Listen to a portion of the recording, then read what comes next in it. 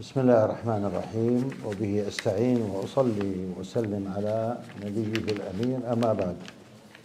فلا نزال في تفسير سورة الحجرات في المجلس الأول في قوله سبحانه وتعالى: يا أيها الذين آمنوا لا تقدموا بين يدي الله ورسوله واتقوا الله إن الله سميع عليم. Alhamdulillah, wassalatu wassalamu rasulillah. The Shaykh Hafidullah, he started by again praise of Allah subhanahu wa ta'ala. Then he mentioned that we've been discussing in the first majlis, in the first sitting, that we have discussed concerning the first ayah. So in the first sitting, we have discussed the first ayah, and the Shaykh, he read the ayah that we had covered previously. تكلمنا عن هذين الاسمين العظيمين السميع والعليم، واللذان يتضمنان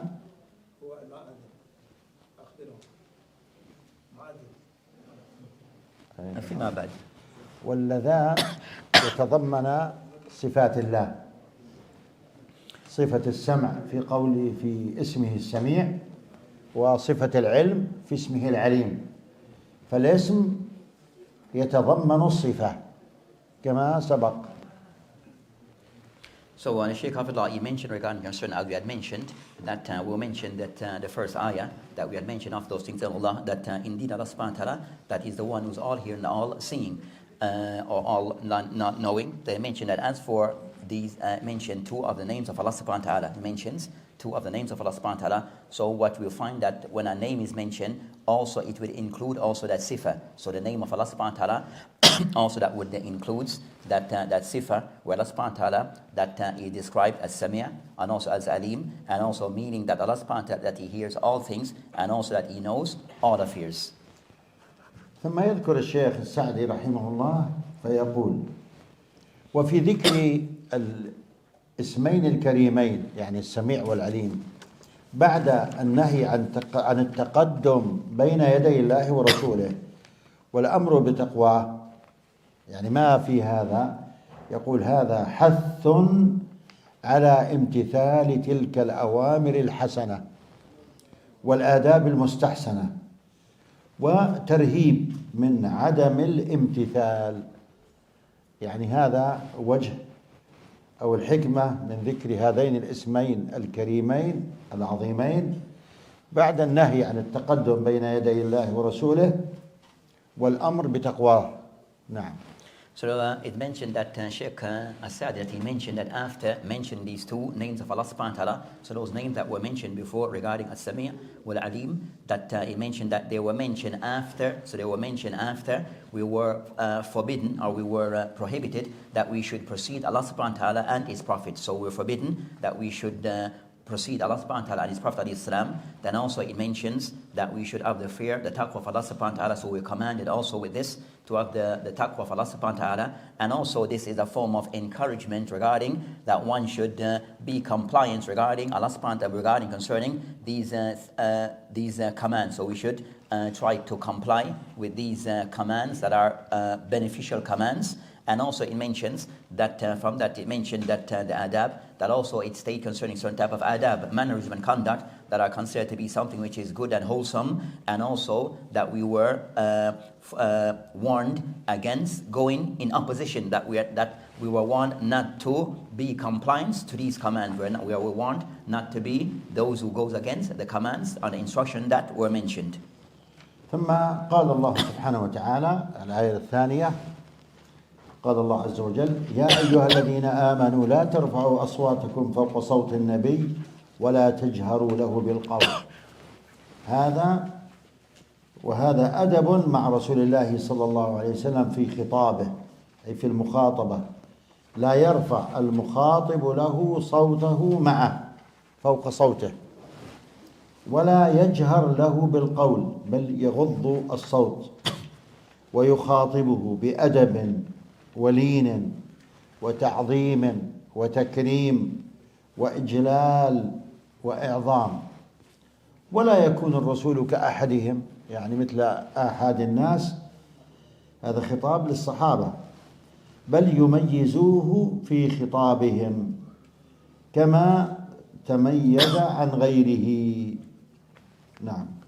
So as for what is mentioned regarding concerning the second ayah, that it mentioned regarding concerning again certain adab that one should be mindful of. So the Shaykh he mentions that this particular second verse or portion of it, that it includes concerning the type of mannerism and conduct that we should have towards the Prophet ﷺ. So the mannerism and the conduct that we should display with towards the Prophet ﷺ regarding concerning those who are being addressed, Whereas that the address is that, or what is the address is that we are not to raise our voice toward the Prophet ﷺ. So not when we speak that we are raising our voice above that of raising our voice toward the Prophet ﷺ or towards or with him.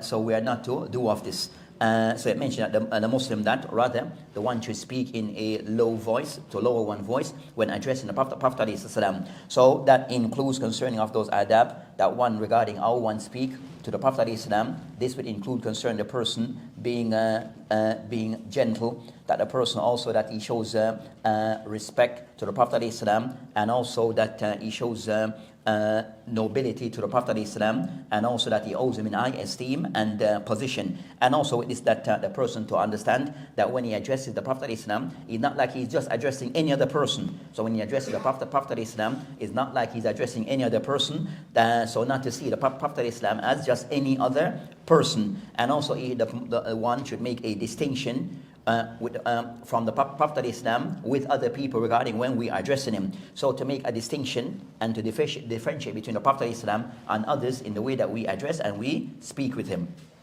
ومناسبة هذه الآيات أنه كان بعض الأعراب الذين لا يعرفون أسلوب التخاطب والتعامل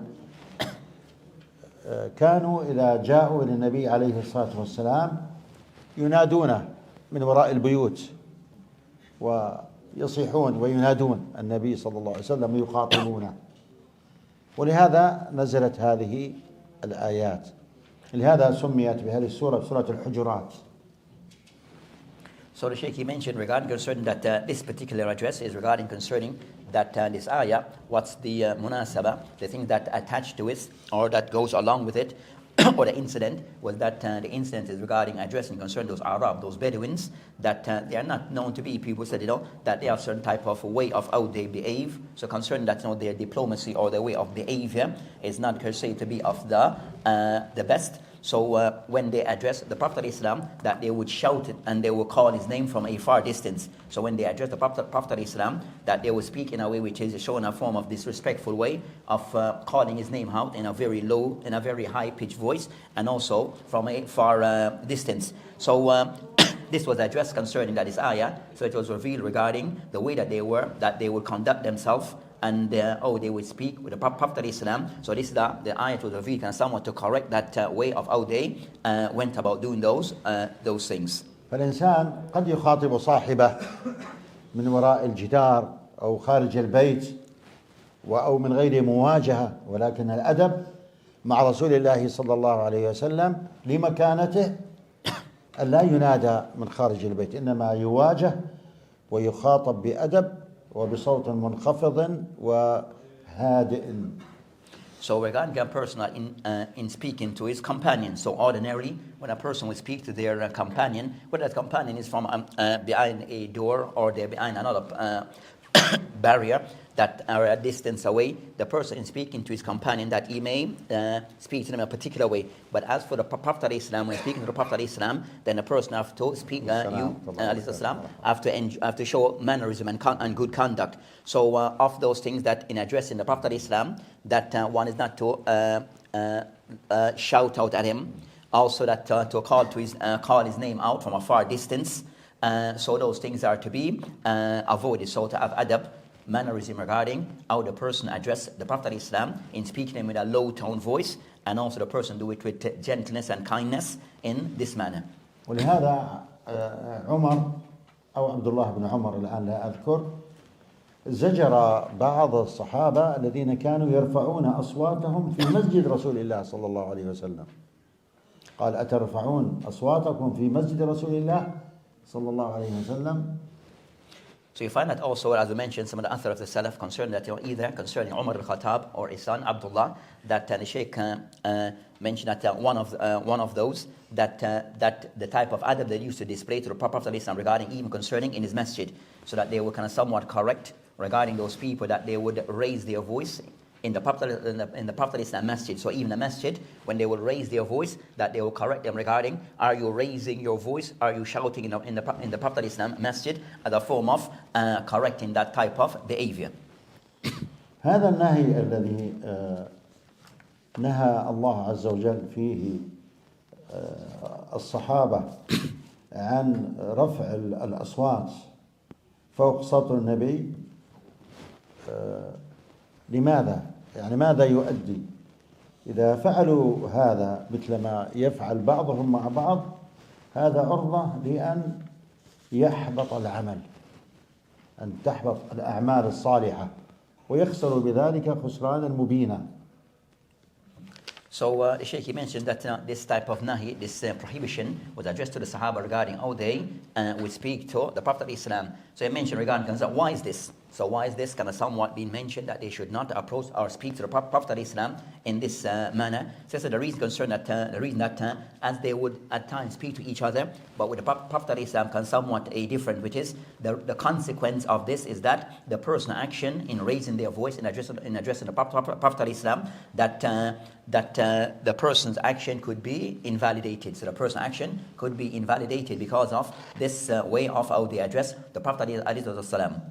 كما يذكر الشيخ السعدي رحمه الله تعالى في بيان لما مخاطبة النبي صلى الله عليه وسلم لا تكون كغيره، أنه هو كغير الناس. يقول كما تميز عن غيره صلى الله عليه وسلم في وجوب حقه على الأمة، له حقوق كبيرة صلى الله عليه وسلم، ووجوب الإيمان به، والحب الذي لا يتم الإيمان إلا به، حب النبي عليه الصلاة والسلام، كما نعرف الحديث لا يؤمن أحدكم حتى أكون أحب إليه من ماله وولده ونفسه والناس أجمعين.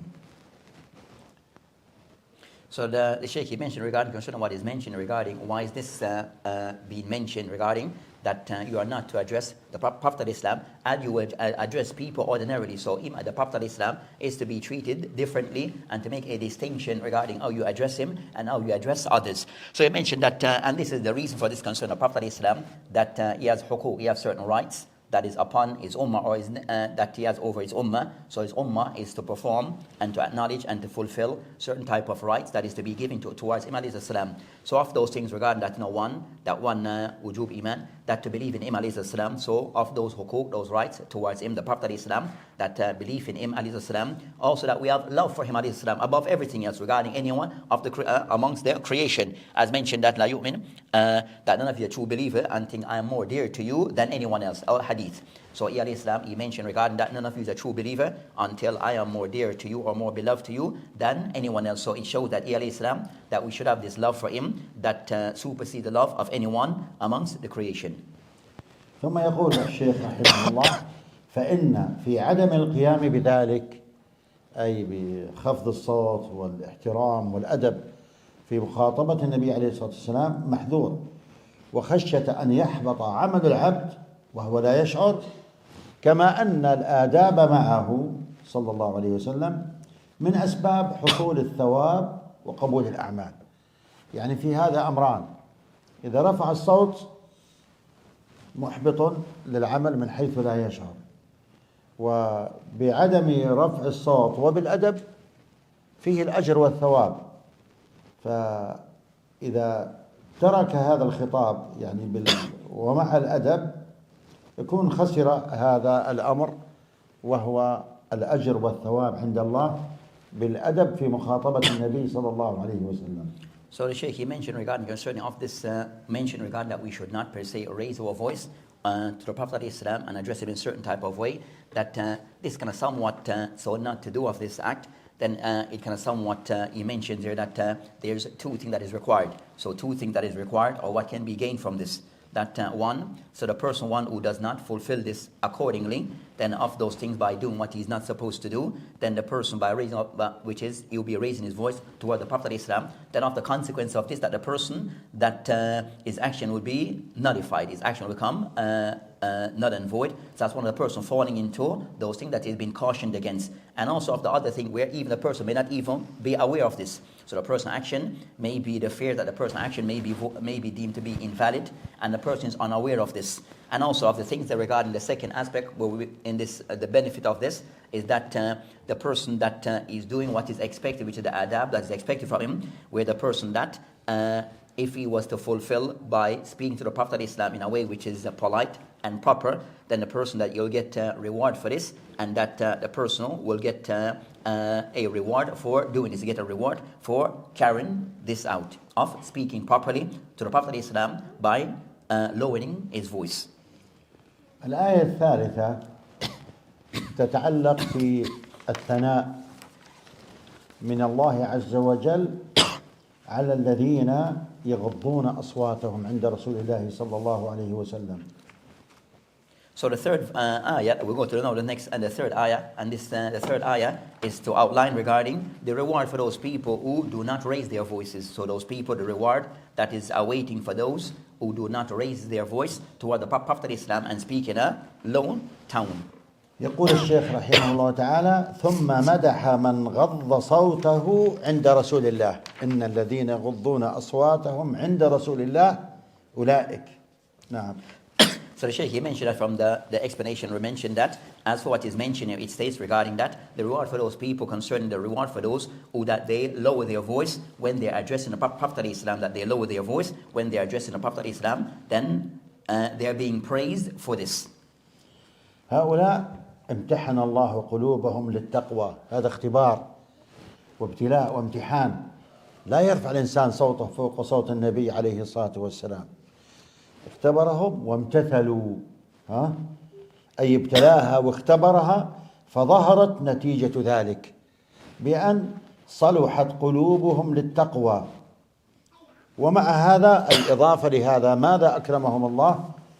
وعدهم بالمغفرة لذنوبهم المتضمنة لزوال الشر والمكروه والأجر العظيم الذي لا يعلم وصفه إلا الله تعالى. وفي الأجر العظيم وجود المحبوب. نعم. Yes, the Shaykh, he mentioned regarding concerning the reward for those people that he mentioned regarding that these are the ones that are somewhat there where they complied what was expected, they complied regarding concerning what is expected of him. So of those things that they'll receive regarding this imtihan, which is that they will gain from this type of test. So imtihan, by way of this test from Allah subhanahu wa ta'ala, where that they'll achieve goodness, where that their hearts becomes pure, their hearts become pure, and that they'll give in also the reward that's attached to this regarding at-taqwa and also al-maghfirah and also forgiveness. يقول الشيخ رحمه الله تعالى: وفي هذا دليل على أن الله يمتحن القلوب بالأمر والنهي والمحن. So he mentioned regarding of this imtihan, this type of test, that the test that would be leveled against the believers regarding things regarding that amr, things to be carried out, that and also regarding certain things to be carried out, and also things to be avoided, things to be carried out and things to be avoided. الابتلاء بالأمر كل المأمورات من الصيام، من الصلاة، من الزكاة، من البر بالوالدين، هذه أوامر.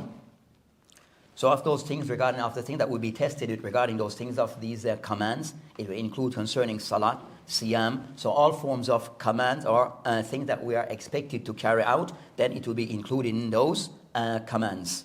ابتلاء حتى يقدم الإنسان ما أمر الله به على شؤونه كلها. فإذا سمع الله أكبر الله أكبر، حي على الصلاة، حي على الفلاح، ترك الدنيا كلها، أقبل على ربه، لأن الله يناديه، وهذا نداء: حي على الصلاة، الفلاح، فلاحك في الصلاة. هذا ابتلاء للإنسان. يجلس ينتظر المباراة من الذي يفوز ويأتي بالهدف، أم إذا جاء وقت الصلاة لا يبالي بهذا ويذهب إلى صلاته. هذا ابتلاء واختبار للإنسان.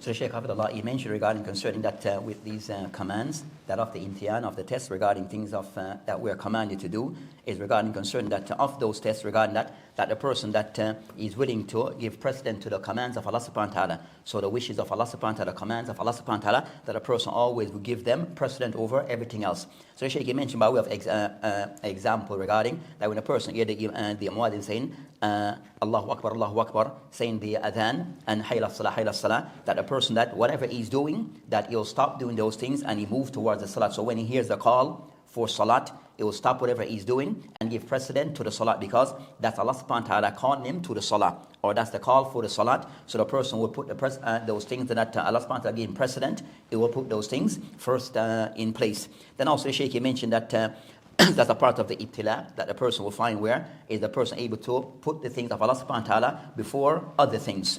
Then also the Shaykh mentioned a person may be sitting and watching this the football thing, we call it the World Cup type of thing. So the person at times, the person that you hear the adhan, is the person going to sit there or the person to get up and go. So the person, that's a part of the ibtila regarding is the person to put that which Allah subhanahu wa ta'ala give precedent over these other things. وابتلاء في المنهيات لما ينهاك الله عز وجل عن الزنا، عن النظر المحرم إلى النساء، عن أكل المال بالباطل، وهكذا. هذه كلها شهوات. الإنسان يحب المال، يحب اللذة، ولكن هذا ابتلاء. أتصبر وترجو الثواب عند الله عز وجل، أم تقدم هذا النعيم الزائل الذي لا يدوم إلا لحظات ربما؟ فهذا ابتلاء للإنسان.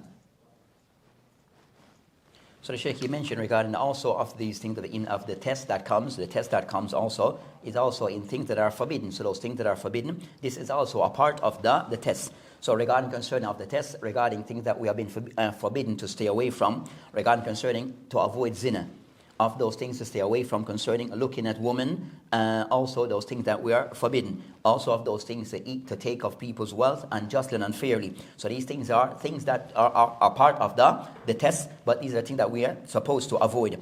Also that you know that the test where the person see is the person able to be paid in these tests to endure patience and see the reward of Allah subhanahu wa ta'ala. So it's a test for the person to see, is he able to be patient regarding these things, to avoid in avoiding those things, as the person that's not the person as human beings that we're inclined towards our desires. We're inclined towards our desire, but a person have to see as to which would he put his desires in front of the commands of Allah subhanahu wa ta'ala, which is avoiding certain things that are haram. So the person have to look at so these are the things regarding a part of the test.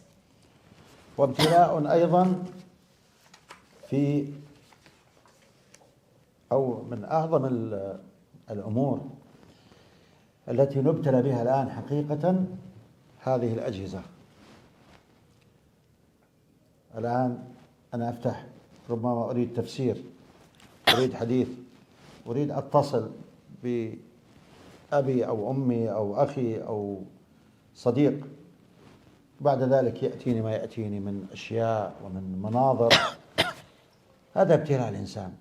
أصبر، أغض بصري، أقلب هذا الذي أمامي، أم أجلس أستمتع بهذا المنظر، ثم أفتح أقلب ما بعده وما وراءه. هذا ابتلاء عظيم. So also the ibtila that we face today, and the Sheikh's mentioned, so we'll find the ibtila that we face more so concerning today is regarding concerning our phones. So this device, that is the phone, and these similar type of device, these are the ibtila that we face today. So regarding concern that there's the person that the phone, it has some benefit. You can have Quran on it, you have things that are benefit, but also you have things that are opposite. So there's a person able to can manage these things. So the person, there's things that you can look at that can be a bit, a lot of distraction, I think that we should not look at. So the person, when he opens his phone, there's many things. So is the person be patient and to avoid looking at those things that he should not be looking at?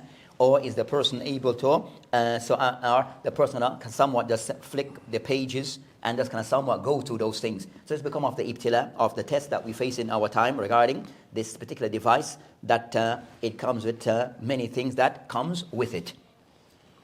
يقول الشيخ رحمه الله تعالى: فمن لازم أمر الله، لازم أمر الله، أدام الامتثال لكل ما أمر به ربنا عز وجل، واتبع رضاه، يحرص على رضاء الله، يقدم رضاء الله على المخلوق، وسارع إلى ذلك، وسارعوا إلى مغفرة من ربكم، وهكذا، وقدمه على هواه، يقدم أوامر الله على ما تهويه نفسه وما تشتهيه.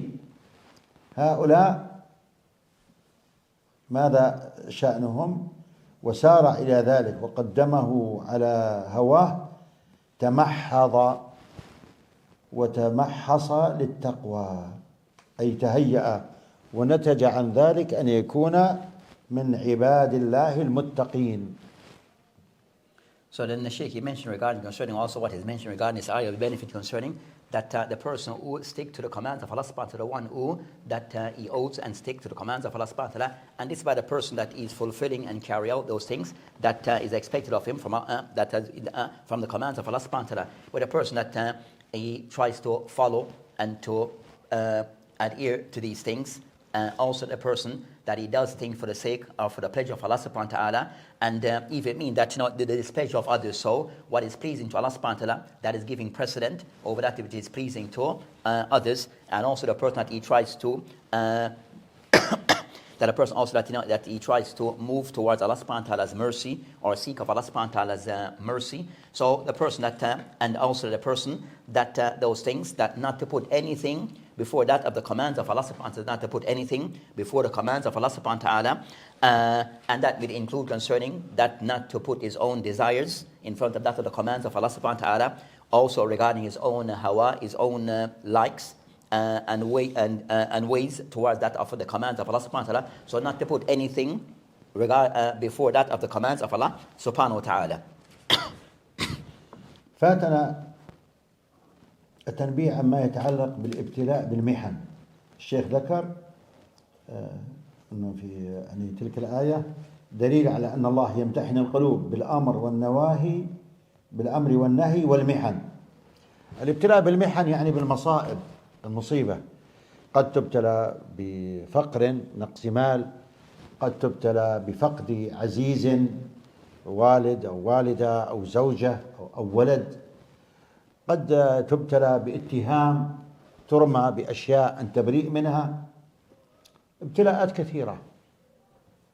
هنا ابتلاء للإنسان، امتحان له، هل يصبر ويرضى بما قدر الله له ويؤمن بأن هذا أمر أراده الله عز وجل، ويصبر يحتسب الأجر عند الله في هذا الابتلاء. هذا اختبار. أما الذي لا يصبر يسخط، يعترض على قضاء الله وقدره، مثل بعض الجهال يقول أنا أصلي وأنا أفعل كذا، أو أنا ألبس الحجاب تقول البنت وكذا، ولكن حصل لي كذا وحصل لي كذا. هذا خطأ كبير، هذا اعتراض على قضاء الله وقدره. المؤمن يعلم أن ما أصابه لم يكن ليخطئه، قدر الله لك هذا وقدر الله عليك هذا، ولكن اصبري واصبر على هذا الابتلاء. So the Shaykh Hafidullah, he mentioned regarding concerning also of those things that is mentioned here regarding concerning that which is the imtihan or considered mihna. So these type of tests that the person also will go through regarding those of, he mentioned of the heart, but also of those tests that the person will face regarding concerning things of the person concerning going through difficult times. So the person facing of concerning musibah, going through difficult times, this is also a part of this imtihan that the person will face. And this type of difficult times, person loss of wealth, the person losing of someone, beloved ones. So these, so these type of more severe cases where loss of wealth, loss of loved one, even cases of this type of musibah, difficulties, is the person also being attacked or wrongly being accused of things. So the person at times being attacked and being wrongly accused of things. These are all a part of the test that the person at times may face and have to deal with. So the person in dealing with these tests, the person have to show as a way of dealing with these tests that he has to have patience. So dealing with the tests, the person have to show patience and endurance. Also, the person have to show that this is something which is from the qada. This is something which Allah subhanahu wa ta'ala have destined. So these are things that Allah subhanahu wa ta'ala have destined to occur upon that person. So the person have to approach it in this way, with patience, knowing that it's something that is by the qadar, the decree of Allah subhanahu wa ta'ala. So the person approach it in these ways. So if the person do approach it by way of not having patience, being impatient regarding the situation, that the person can somewhat throw everything in, can somewhat see it as that is going to overcome him. So the person, you find that even some of the people are the juhal, that they kind of somewhat even see that this is that they start to attack concerning Allah subhanahu wa ta'ala's decree regarding this matter. So you find some of the people are the ignorant one, that when they face these difficulties because of their impatience and also their lack of concerning being pleased with what Allah subhanahu wa ta'ala decree for them, that they start to say things that are not to be said. So the Shaykh mentioned that a person going through these things regarding these musibah, that has mentioned, that these things when they befall you is what Allah subhanahu wa ta'ala have decreed for you. So those things that have been that has befall the person or the person is experiencing regarding these difficulties, that these are things that Allah subhanahu wa ta'ala have decreed for that these things to occur for those person. So the person is for him to endure patience in dealing with these things regarding these tests that will come upon the individual. لهذا لا يوجد شيء ثوابه بغير حساب مثل الصبر، كما قال الله سبحانه: إنما يوفى الصابرون أجرهم بغير حساب. أجر عظيم، وذلك لما في الصبر، لأنه ناتج عن الإيمان بالله. ومن الإيمان أن تؤمن بما يقدره الله عز وجل عليك وتحتسب الأجر عند الله في هذه المصيبة، أنك تريد الأجر والثواب في هذه المصيبة. So we mentioned that there's nothing regarding concern that that for sabr that one per se can put a limit to sabr. So one can put concern the reward, that there's a limitation regarding the sabr of Allah regarding concern the person enduring of a sabr. So it mentioned regarding the statement of Allah subhanahu wa ta'ala, that concern is not that the reward for the ones who are patient, that it is without any form of measure. It's without any measure, the meaning of the ayah. So it shows regarding that what is awaiting for those people who endure patience, that it is immense. So the Shaykh mentioned a person that when he's facing these times of difficulties is for the person that he seeks, the person mindset is that the person that is seeking the reward from Allah subhanahu wa ta'ala, and that the person that he endure patience. ولهذا لما جاءت امرأة إلى رسول الله صلى الله عليه وسلم وكانت تصاب بالصرع، مرض يعني عصبي قد يسقط الإنسان، يغمى عليه فترة من الزمن، وجاءت إلى النبي عليه الصلاة والسلام وتطلب منه أن يدعو الله عز وجل لها بالمعافاة، فقال لها: إن شئت صبرت ولك الجنة، وإن شئت دعوت الله لك. خيرها هذين الخيارين، ماذا تختار؟ تختار لا شك النعيم الدائم المقيم. المعافاة هنا لفترة من الزمن، تعيش 20 50 70 إلى متى؟ بعدها موت. فقالت: أصبر، ولكن ادعو الله لي ألا أتكشف. يعني لما تصرع يتكشف، يظهر شيء من جسدها، ادعو الله لي ألا أتكشف. مع أنها معذورة، يعني الإنسان المريض، المرأة المريضة إذا حصل شيء منها وتكشف شيء من جسدها، سقطت، حصل شيء، لا تحاسب، ولا تؤاخذ شرعا بهذا، لكن مع هذا تريد الستر. قال فادعوا الله لي ألا أتكشف، فدعا لها النبي صلى الله عليه وسلم بذلك. هذا يا إخوتي لماذا؟ لأنه الصبر، الإيمان بهذا الابتلاء واحتساب الأجر عند الله عز وجل. So the Shaykh, he mentioned regarding that as an evidence of this concerning the person enduring concerning patience and also the person seeking the reward of Allah subhanahu wa ta'ala. That Shaykh, he cited concerning hadith. So the meaning of the hadith is that a lady that she approached the Prophet ﷺ, and this lady that she had an illness. So the illness that she'll go, what they call it illness? She'll faint. So she'll faint at times. So she came to the Prophet ﷺ and says, she wants for him to supplicate for her regarding her illness that she had.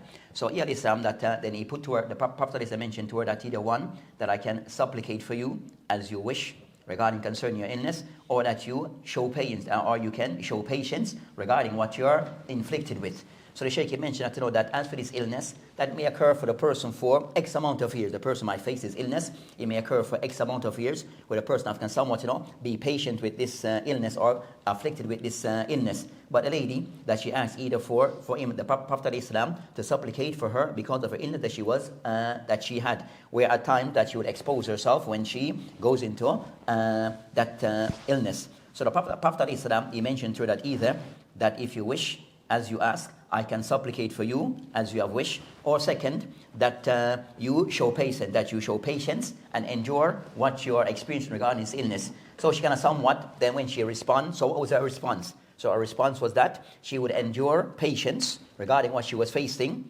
regarding her illness. So, but also she asked that, she only asked that the Prophet ﷺ, that he supplicate regarding that when she kind of somewhat fainted or went into that state, that she didn't expose herself, that she didn't expose her body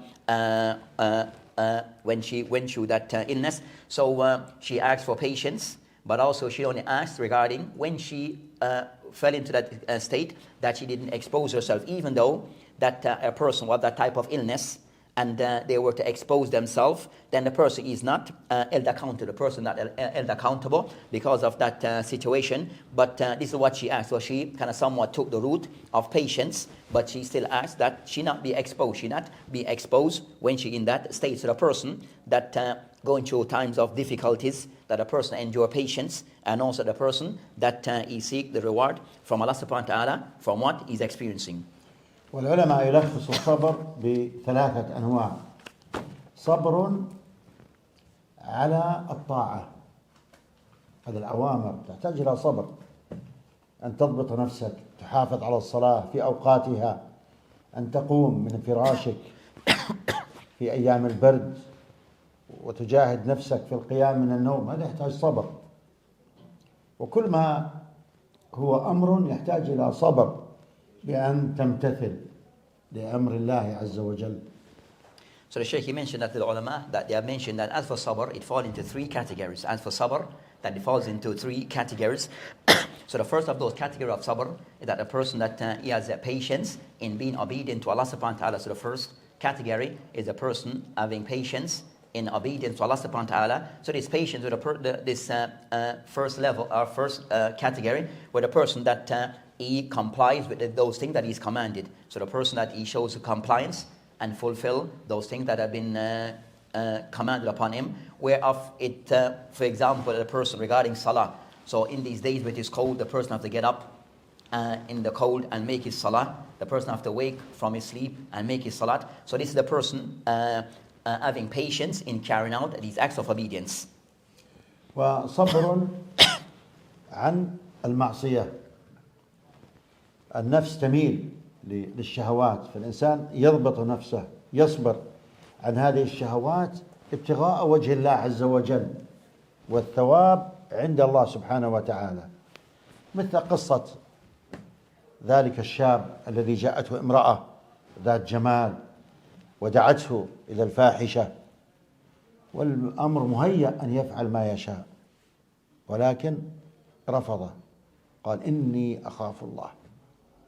هؤلاء من السبعة الذين يظلهم الله عز وجل في ظله يوم لا ظل إلا ظله.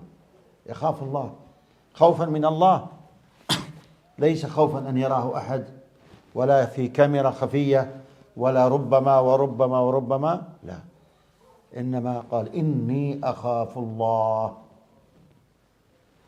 So the Shaykh, he mentioned as for the second category of as-sabr, the second category is the person enjoying patience in avoiding those things which is disobedience to Allah subhanahu wa ta'ala. So of the sabr is the person avoiding those things that are disobedience to Allah subhanahu wa ta'ala. So with a person that you find that by the nature of humans that they have inclination towards things of our desires. So we incline towards doing things of our vain desires. So that's within the nature of the human being. But the person that he has to endure patience in avoiding those things that are disobedience to Allah subhanahu wa ta'ala. With a person that he avoid those things that is doing for the sake of Allah subhanahu wa ta'ala, and also the person that is avoiding those things because he wants Allah subhanahu wa ta'ala to reward him according for doing that thing.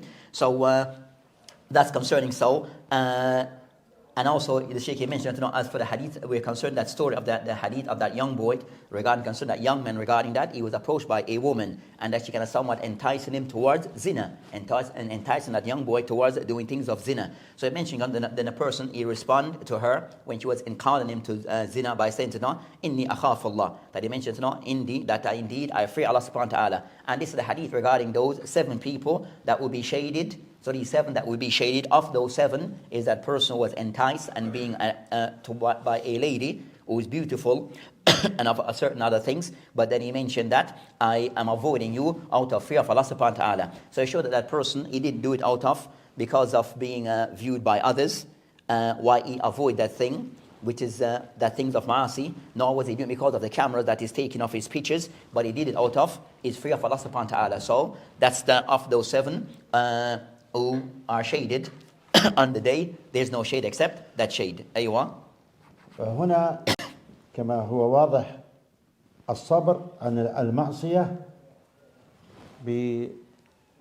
بالاحتساب بأنه الخوف من الله هو الذي منعه وهو الذي دفعه، ليس أنه ما استطاع أو ما تيسر له أو خشي أن يشتهر أمره بين الناس أو يقال فلان فعل كذا أو كذا، ربما يعرف ربما كذا، لا، إنما المانع له الخوف من الله وحده الذي يعلم خائنة الأعين وما تخفي الصدور.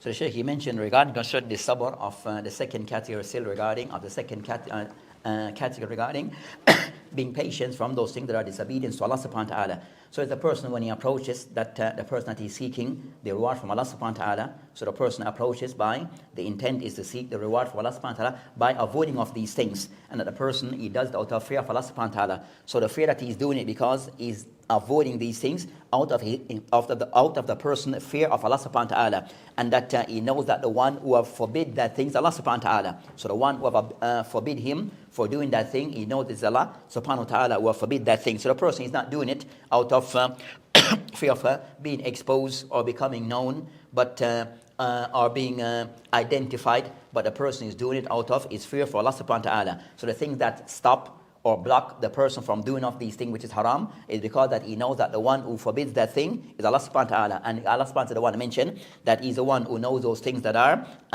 hidden. He knows those things that are hidden. والصبر الثالث هو الصبر على أقدار الله المؤلمة، ما يقدره الله له من المصائب، وأن يصبر كما ذكرنا. هذه 3 أنواع من أنواع الصبر. So the third category of sabr is concerning that the third category regarding the person being patient upon those things that Allah subhanahu wa ta'ala have decreed. So the person being patient upon those things that have been decreed by Allah subhanahu wa ta'ala, the person that Allah subhanahu wa ta'ala decreed these things, and for the person to endure sabr regarding these things that have been decreed by Allah subhanahu wa ta'ala. ويقول الشيخ رحمه الله تعالى، نرجع، يقول فمن لازم أوامر الله واتبع رضاه وسارع إلى ذلك وقدمه على هواه تمحض، يعني نتج من ذلك، وتمحص يعني قلبه للتقوى، وصار قلبه صالحا لها، يعني صالح للتقوى. إذا سمع بشيء من آيات الله امتثل، سمع شيء من المنهيات انتهى. نعم. ومن لم يكن كذلك علم أنه لا يصلح للتقوى. الذي لا يستجيب لأوامر الله ولا ينتهي عما نهى الله عز وجل عنه هذا لا يصلح قلبه للتقوى. So the Shaykh also that he mentioned regarding, going back to what has been mentioned regarding this tafsir, regarding when he mentioned concerning the person that he upholds these things, the one who upholds the command of Allah subhanahu wa ta'ala, and also he follows regarding seeking Allah subhanahu wa ta'ala's pleasure, and that he goes in trying to seek Allah subhanahu wa ta'ala, and that he moves speedily in carrying out of these things, then that is the person who have put concerning these matters, the command of Allah subhanahu wa ta'ala before his own desire. He has put his, the commands, the instructions of Allah subhanahu wa ta'ala before that of his own desire. And it's the person who have somewhat now cultivate himself regarding possessing of taqwa, the person who have cultivate himself and attach himself now to a taqwa, and that way the person that is heart, then that the person's chest is heart, now it starts to be one which becomes pure. It becomes one which is pure, and it becomes one which is pure. And as for the one who does not comply with these things, the one who does not per se, his heart becomes pure from carrying out of these things, then it mentioned that, this is the one that you shows that taqwa is not suited for him, that taqwa is not suited for him because he did not comply with these things. هذه الآيات الثلاث وهي الآيات الأولى في سورة الحجرات تضمنت ما يلي. So the Shaykh mentioned, as for these three ayat in Surah Al-Hujurat that we have just read, that they comprise of the following. أولا نداء الله عز وجل لأهل الإيمان يا أيها الذين آمنوا. So the first of those things that this ayah that we can take from this ayah, one, Allah subhanahu wa ta'ala addressing those of the people of Al-Iman. Allah subhanahu wa ta'ala addressing the people of Iman. وفي هذه السورة 5 نداءات من الله لأهل الإيمان يا أيها الذين آمنوا. So in this surah, Allah subhanahu wa ta'ala is addressing addressing the believers 5 times in 5 different commands, 5 different instructions. ونداء الرحمن لعباده لما يقول يا أيها الذين آمنوا هذا أمر عظيم. So Allah subhanahu wa ta'ala Allah subhanahu wa ta'ala addressing concerning the believers, so the call of Ar-Rahman, that where Allah subhanahu wa ta'ala, he says the English rendering, oh you believe, when this approach or this address is made towards the believers, then it is something that shows that thing is of something of greatness or of importance. يقول عبد الله بن مسعود, so they say to Abdullah bin Mas'ud رضي الله عنه, إذا سمعت يا أيها الذين آمنوا فرعها سمعك، يعني تنبه لها جيدا وبالوعي والفهم ماذا يقول الله، ماذا يخاطب الله الذين آمنوا. إذا سمعت يا أيها الذين آمنوا فرعها سمعك، تنبه. So the statement of Abdullah ibn Mas'ud anhu, they mention concerning that you, when you hear concerning the belief, when you hear this address by, oh you believe. So when you hear this address, that oh you believe, then for the person that you should give your attention. So the person is now to kind of somewhat to give their full attention as there's something to be addressed, something of importance to be addressed. So give your full attention regarding what to come after. فإنما هو خير تؤمر به أو شر تنهى عنه. So either this what will come after this address, that either one, khair, either something of good that you will be commanded to comply with, or second, something of evil that you should avoid. So when you hear this address, then know that what will come after, either something of good that a person tried to comply or to fulfill, or something of evil that a person should avoid and shun. انظروا في هذه الآيات الثلاثة نداء الله مرتين يا أيها الذين آمنوا لا تقدموا بين يدي الله ورسوله. الآية التي بعدها أيضا يا أيها الذين آمنوا لا ترفعوا أصواتكم. هذا التكرار إنما لأهمية هذه الموضوعات وعظم شأنها، ومما يستدعي الإنسان أن يتنبه لها. يا أيها الذين آمنوا. So if we were to look regarding those of the verse that we have covered so far, the first 3 verses that we have covered so far, that if you observe that concerning that, in it is mentioned concerning that this nida, this type of address, this call, that has been made twice. It has been made twice regarding the meaning concerning that, oh, you believe. So mentioned twice regarding addressing concerning the believers. So, and when this occurs, then it shows that, and the Shaykh mentions, that is something that is repeated. So it is something which is being repeated, the same address concerning all you believe, and again, all you believe. So it is being repeated, but this repetition is because of is something of importance. It is something of importance, of significance, why this address is being repeated, and that whatever is going to come, it is something of some greatness where the person should give his full attention. So when the person hears this address, then the person should, as mentioned, give his full attention to what comes after. وفيها النهي عن التقدم بين يدي الله ورسوله، وفيها الأمر بتقوى الله سبحانه وتعالى، وفيها ذكر هذين الاسمين العظيمين السميع والعليم. ومن فوائد معرفة أسماء الله وصفاته ومعانيها أن تزيد الإنسان خشية من الله وإقبالا على الطاعة واجتناب المعصية. So the Shaykh, he mentioned of the other benefit can be taken from these verses that one, it mentioned regarding that we are not to put ourselves before that of Allah subhanahu wa ta'ala and His Rasul. So not to put anything before that of Allah subhanahu wa ta'ala and His Rasul. So we're forbidden to do so.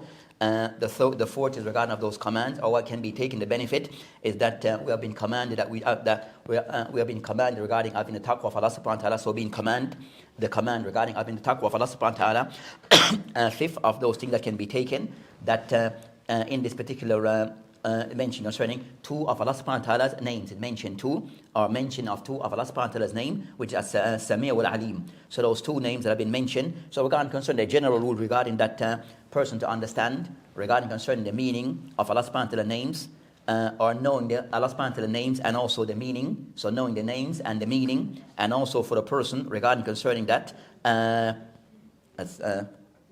بعد المعاني الأسماء والمعاني، لأن معرفتها تعين الإنسان على طاعة الله وتبعده عن المعصية وتقربه إلى ربه. So regarding concerning knowing the meaning of Allah subhanahu wa ta'ala's name, so knowing the meaning of Allah subhanahu wa ta'ala, of those things that a person gain from it, is that this can assist the person regarding that the person having concerning that the fear of Allah subhanahu wa ta'ala, and also the person being obedient to Allah subhanahu wa ta'ala by knowing of Allah subhanahu wa ta'ala's names. It will aid the person regarding his increase in his closeness to Allah subhanahu wa ta'ala, and also his obedience to Allah subhanahu wa ta'ala. وفيها النهي عن رفع الصوت فوق صوت النبي عليه الصلاة والسلام، وأن هذا العمل عرضة لأن تحبط الأعمال من حيث لا يشعر. وفي هذا دليل على أن الإنسان ينبغي عليه أن يعلم دينه وما يجب عليه فعله وما يجب عليه أن يتركه.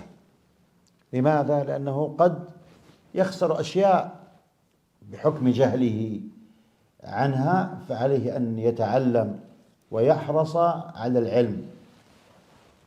So the Shaykh, he mentioned of the 6 points regarding what can be taken, that the 6 points is regarding that from these ayah, what can be taken, that it is we are forbidden regarding that we raise our voice over that, or address the Prophet in a way of raising our voice toward the Prophet ﷺ. So we're forbidden to raise our voice toward the Prophet ﷺ, and of the consequence of this is that it can lead the person's action to be invalidated. So that's and also the Shaykh, he mentioned, so also from this, that it shows that the person should have knowledge of his deen. So the person should have knowledge concerning of his deen, by way of the person knowing those things that is compulsory upon him, so he can fulfill those things. And also the person know those things that are forbidden, so he doesn't fall into those things. So the person having knowledge and to study his deen, and that the person put importance regarding knowing aspect of his deen.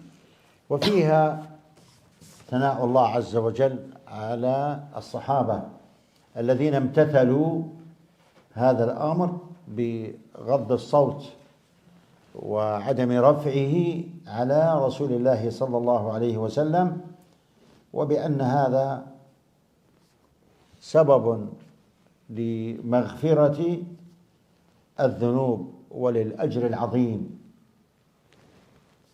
So also the seventh of those things that can be taken is regarding that in this ayah or these ayah that it can what can be taken regarding thana that concern Allah subhanahu wa ta'ala praising of the Sahaba. So praise from Allah subhanahu wa ta'ala towards the Sahaba by way of the Sahaba that these verses they can sound that they comply with these verses, their compliance with these verses by way of them not raising their voices toward the Prophet ﷺ. So that's them, the Sahaba anhum, that complying with this verse by not falling into this act of raising their voice toward the Prophet ﷺ. And also from this they show that of those things that sabab that a person doing of this, then of the reason that a person can achieve regarding forgiveness of their sins, that the person can achieve from this the forgiveness of their sins.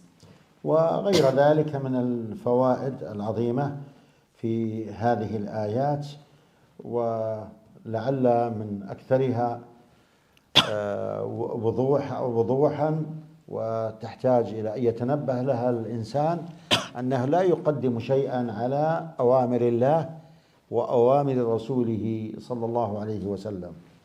So the Shaykh mentioned that, so these are some of the benefits regarding concerning what can be taken from these ayat. So these are some of the benefits can be taken, and there's others that can be extracted, but overall concerning of those ones that stands out regarding these instructions, that the person not to put anything before that of Allah subhanahu wa ta'ala and His Prophet alayhi salam. So not to give precedent to anything over that of the commands of Allah subhanahu wa ta'ala or that of the commands of the Prophet ﷺ. So not giving precedent to anything over the commands of Allah subhanahu wa ta'ala and that of His Prophet ﷺ. So that's concerning of the important of those, the more of the important benefit or fawaid that can be taken. وهذا كما قلنا هو الاستسلام التام لله عز وجل والانقياد له لأوامره ولأوامر رسوله صلى الله عليه وسلم. So this is the part of the framework regarding the person having istislam, the person having submissiveness to Allah subhanahu wa ta'ala, and also the person of inqiyad, the person also of obedience towards carrying out the commands of Allah subhanahu wa ta'ala. وهذا كان حال الصحابة رضي الله عنهم، امتثال، تأسي تام، انقياد لكل ما يأمر به النبي عليه الصلاة والسلام أو يفعله. So it mentions this, and the Shaykh mentioned that this was the state of the Sahaba. This was the state of the Sahaba anhum regarding concerning that, how they were approaching that. They were the ones that they would immediately put things into application, so applying things accordingly. Also, they were ones who were quick and to follow the Prophet ﷺ regarding anything. So in general, willingness to follow, and and third, that they were submissive regarding carrying out things, that they were submissive in carrying out things. So this was the state of the Sahaba, and also so anything that the Prophet ﷺ did, that they would follow and do whatever he did. النبي عليه الصلاة والسلام صلى بالصحابة رضي الله عنهم بين عليه وهو في الصلاة أخبره جبريل أن فيه ما أذى فخلعنا عليه. الصحابة رضي الله عنهم لا يعلمون، رأوا النبي عليه الصلاة والسلام خلعنا عليه، كلهم خلعنا عليه وهم في الصلاة. انظروا، مجرد أن رأوا فعل النبي عليه الصلاة والسلام كلهم بادروا، لكن أخبرهم النبي عليه الصلاة والسلام بعد الصلاة: ما بالكم فعلتم كذا؟ قالوا: رأيناك خلعتنا عليك فخلعنا. فقال: إنما جبريل أخبرني أن فيه ما أذى. انظروا كيف السرعة، وهم في الصلاة رأوا النبي عليه الصلاة والسلام فعلوا شيئا بادروا فورا إلى الامتثال. لماذا؟ إنهم يرجون الله في طاعتهم لنبي الهدى صلى الله عليه وسلم. So the Shaykh also mentioned an example of this concerning that with the Sahaba and how they approach things, that he mentioned regarding concerning a situation with the Prophet ﷺ, that he prayed in his shoes. He was praying with his shoe or his slippers on, and everyone else behind was doing the same thing. So they're all praying in their shoe. So the Prophet ﷺ concerned that at some point that he removed his shoes. So at some point while praying in his shoe, he removed his shoes while in the salah. Then as at that point he was informed by Jibril alayhi salam, the angel Jibril alayhi salam, that there was some form of things on his impurities on his shoe. So he removed his slippers while in salah. But then the companions behind, they all did the same. So they all followed his example. When they saw the Prophet ﷺ remove his shoe, then they immediately did the same thing. So the Shaykh, he mentioned that. Then after, when after this matter, the salat, that and the Shaykh said this occurred while they were in the salah. So while they were in the salat, they all did this. So when I ended the salat, the Prophet ﷺ asked Muslims, why you did what you did? So they mentioned, no, that we saw that you took off your shoe. So I said, so we did the same. We saw that you did what you did, so we did exactly the same thing as we saw that you did. Then the Prophet ﷺ, then he went on to explain to them the reason behind why he took off his shoe, because there was some filth on his shoe. So he was informed by Jibril ﷺ that his shoe had filth, so he removed his, took off his shoe. But the companions, that they immediately follow suit regarding what he ﷺ did. So it shows that regarding that, they were the ones who, if they saw that he did an act, they would immediately do the same thing that he ﷺ did. So this was the state of those people regarding doing what they saw the Prophet Islam did. صور كثيرة وحالات متعددة تدلنا على ما كان عليه صحابة رسول الله عليه الصلاة والسلام الذين اختارهم الله لصحبة نبيه، الذين رضي الله عنهم ورضوا عنه. لهذا جاء كلام العلماء في خطر الانتقاص من شأن الصحابة رضي الله عنهم. أسأل الله عز وجل أن يجعلنا وإياكم من الذين يتدبرون كتابه ويعملون بها ويوفقنا لكل خير، ونواصل فيما بعد إن شاء الله تعالى. والحمد لله أولا وآخرا، وصلى الله على نبينا محمد والحمد لله رب العالمين.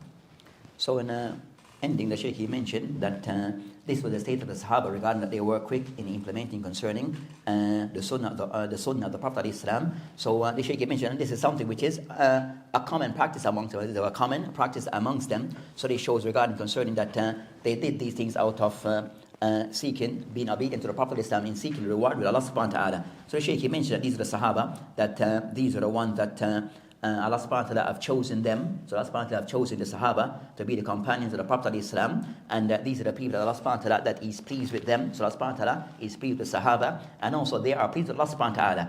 And so the Shaykh that's concerning the Sahaba. So these are the people that we that are held. This is what is mentioned by the ulama regarding the status of the Sahaba, that they held in high esteem, and away from concerning those who try to attack the Sahaba in any way or form. So this is the Shaykh end by stating that that he asked Allah subhanahu wa ta'ala that to give us concerning understanding of the Quran, and also for us to act upon what we have learned. And with this we'll end concerning this particular session, and then inshallah ta'ala we'll continue in the upcoming ones sessions. We'll come up with the upcoming sessions. So this is inshallah ta'ala the end of today's session. There's no more session for today. As for the Shaykh Hafidullah, that he will be going to Croydon ICT Masjid to do his lecture tonight around 7 o'clock. That you have a lecture in ICT this evening. So for those who wish to attend, then it is ICT today after Salat al-Isha. They'll have a lecture at that particular masjid. So the Shaykh visit will be at. He'll be also doing some lectures here at Brixton, but also he'll be visiting other places. So he'll be visiting other masajid. So this is just one of the places that you'll be visiting. But today you'll be at Croydon Masjid for a lecture in the evening. So those who wish to attend, then that will be the location for today. As for today, there's no more lecture at Brixton Masjid. There's no more lecture at Brixton Masjid. And as for tomorrow, that we start the weekend program. So the Shaykh will be doing Salatul Jummah. Then after the evening after Maghrib, he will be doing the book. He'll be doing other lectures on another book by Sheikh As-Sadi. That will be for tomorrow, and that will continue for the rest of the weekend. وبالله التوفيق. السلام عليكم ورحمة الله. السلام ورحمة الله وبركاته.